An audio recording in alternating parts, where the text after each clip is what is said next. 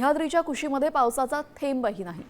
परिणामी कुकडी आणि भीमा भामा खोऱ्यामध्ये धरणांनी मृतसाठा गाठलेला आहे। शेतीसाठी पाण्याचं संकट गडद झालेलं आहे। ऐन पेरणीच्या तोंडावर शेतीच्या पाण्याचा प्रश्न गंभीर बनलाय।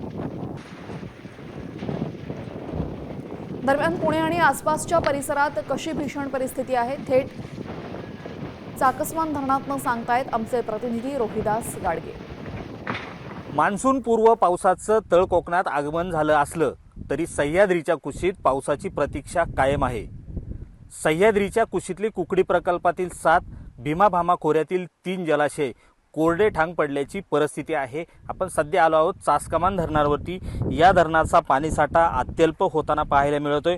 ग्रामीण भागासह शहरी भागात मान्सूनपूर्व पावसाची प्रतीक्षा सध्या लागून राहिलेली आहे। धरणांचा पाण्याचं जे नियोजन होतं ते नियोजन वेळेत पूर्ण केलं जात नसल्याचा आरोप शेतकऱ्यांकडून केला जातो।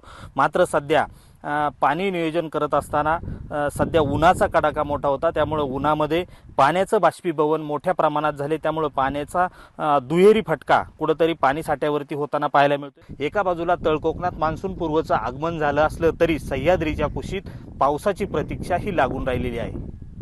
रोहिदास गाडगे, साम टीव्ही न्यूज, चासकमान।